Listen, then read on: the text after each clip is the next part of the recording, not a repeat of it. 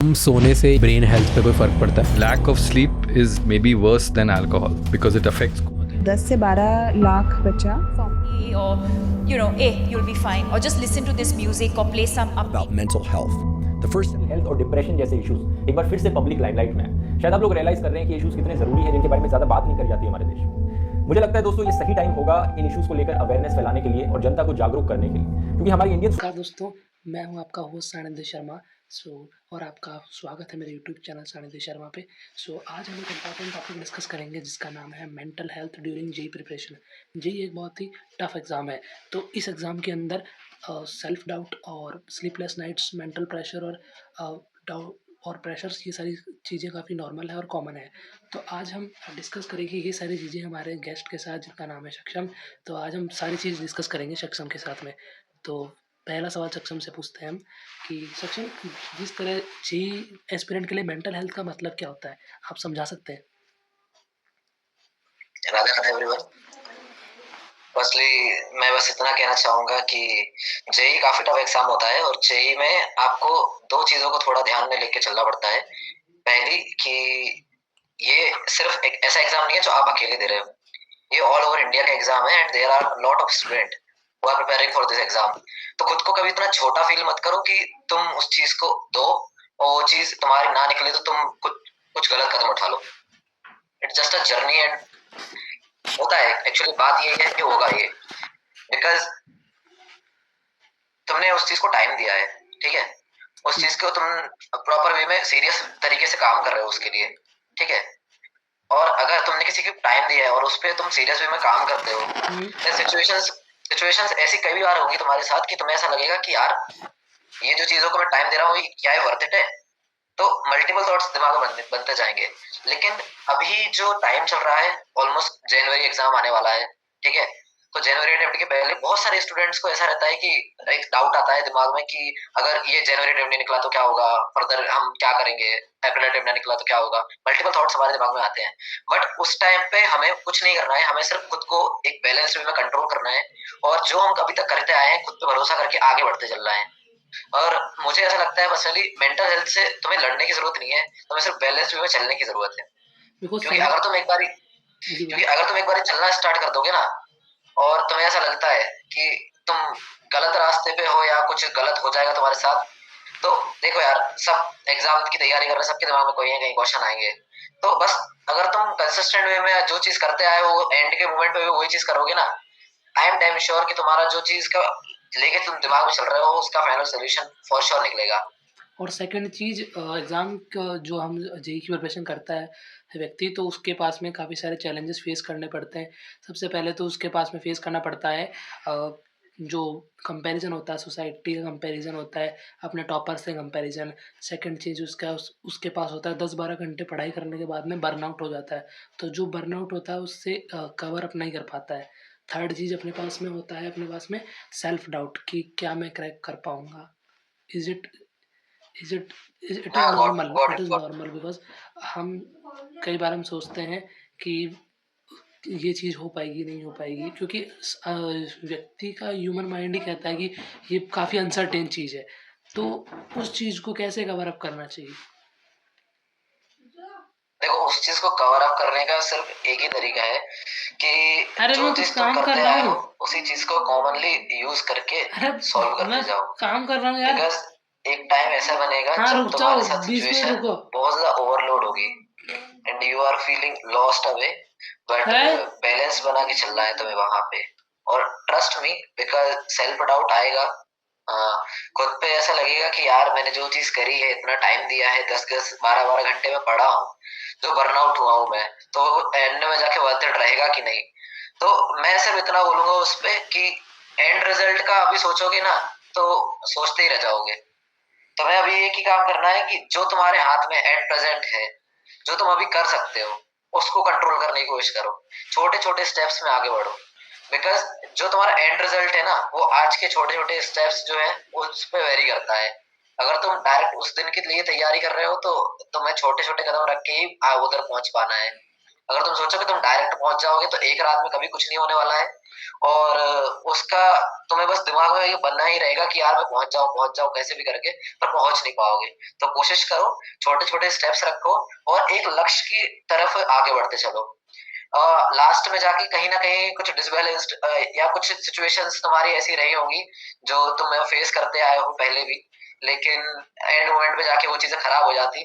But कोशिश करना इस बार जब तुम वो चीज करो ना तो कुछ डिफरेंट करने का ट्राई करो। और अगर तुम कुछ डिफरेंट नहीं भी कर पा रहे तो जो तुम्हारे पास्ट एक्सपीरियंस है, जो तुमने एग्जाम मॉक टेस्ट वगैरह दिए हो, उनकी हेल्प लो यहाँ पर, उससे तुम्हें बहुत हेल्प मिलेगी। ये करो। ओके। और कुछ टिप्स मैं भी देना चाहूँगा कि जिससे आप अपना स्ट्रेस कम कर सको, जो पर्सनली काफ़ी सारे लोग और टॉपर्स यूज़ करते हैं। आप पोमोडोरो टेक्निक का यूज़ कर सकते हो, जिसमें आप 30 मिनट्स काम करते हो या 45 मिनट्स काम करते हो और 5 मिनट्स का ब्रेक लेते हो, जिससे आपकी प्रोडक्टिविटी इंक्रीज़ होगी। सेकंड चीज़, जब भी आपको स्ट्रेस और सेल्फ डाउट आए तो अपने फ्रेंड्स के साथ में आप शेयर कर सकते हो, जिससे कि आपका स्ट्रेस कम होगा। तीसरी चीज़, आप अपने डाउट्स और स्ट्रेस को अपने मेंटर्स के साथ शेयर कर सकते हैं, तो वो आपको काफ़ी इस चीज़ के अंदर हेल्प करेंगे। और तीसरी चीज़, अपनी स्लीप को कभी कॉम्प्रोमाइज़ मत करना, क्योंकि अगर आप अपनी यस। स्लीप को कॉम्प्रोमाइज़ करोगे तो आपकी प्रोडक्टिविटी डिक्रीज़ हो जाएगी और आप ढंग से पढ़ भी नहीं पाओगे। और चौथी देखो, चीज़, हाँ, हाँ जी बोलिए। हाँ कंप्लीट करो आप, फिर मैं बताता हूँ। और चौथी चीज़ हम कहते हैं कि कंपैरिजन को रोकने का एक ही तरीका है कि अपनी प्रोग्रेस को ट्रैक करिए।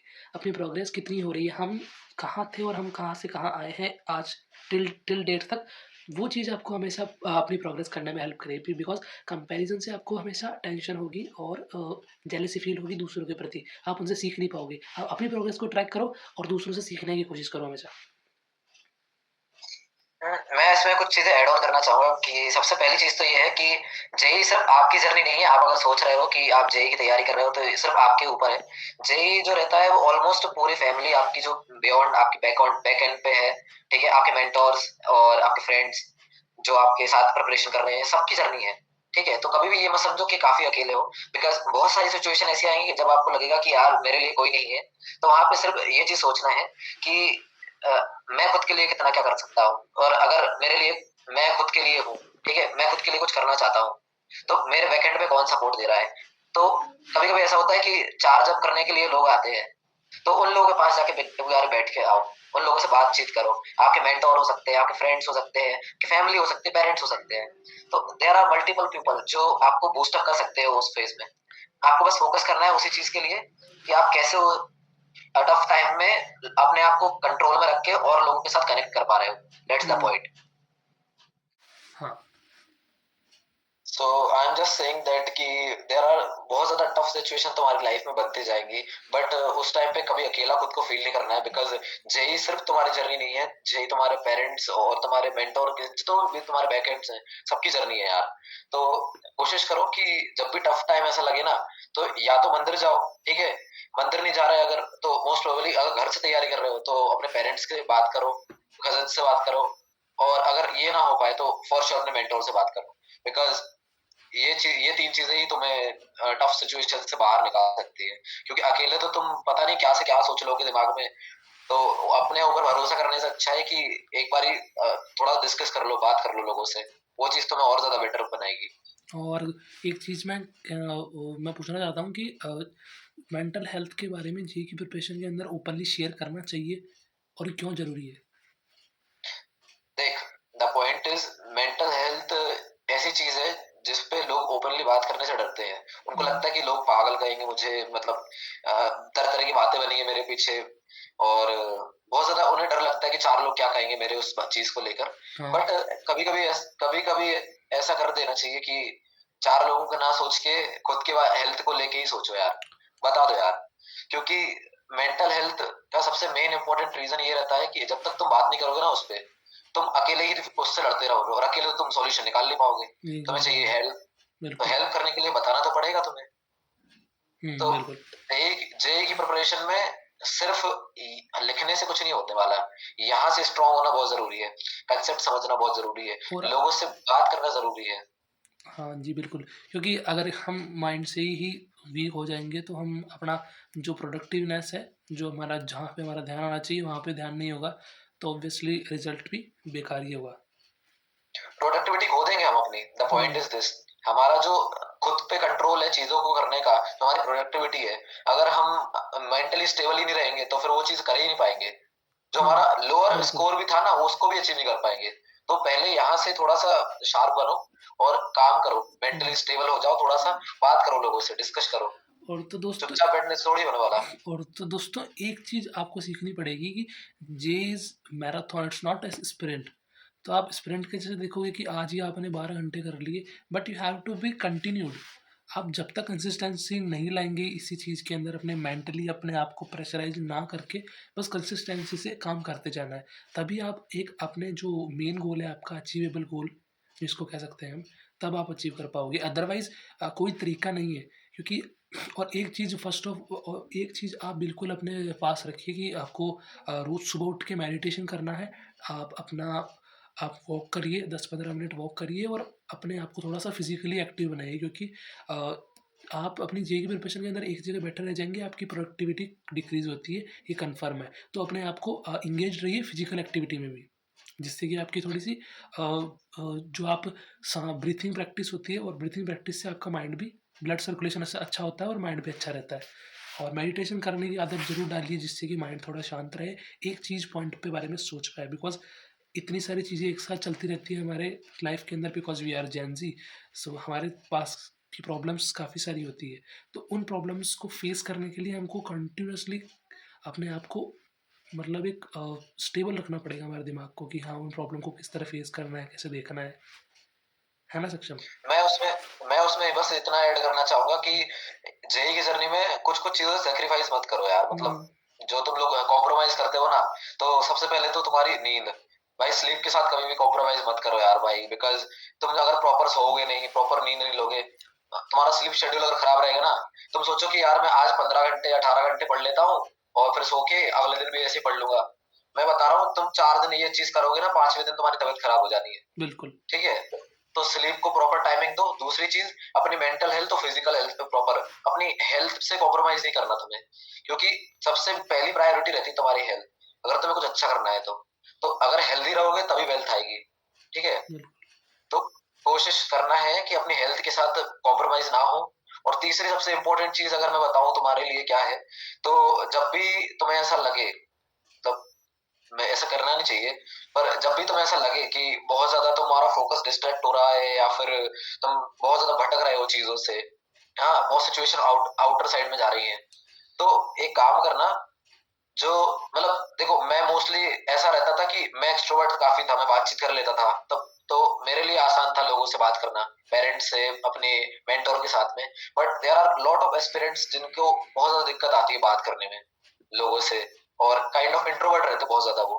तो तुम एक काम कर सकते हो, तुम मंदिर में जाके बैठ सकते हो, मंदिर में जाके अपना जो ये सेंटर वाला पार्ट है ना, यहाँ पे तुम ध्यान लगा सकते हो, जिससे तुम्हारा फोकस बिल्ड अप होगा।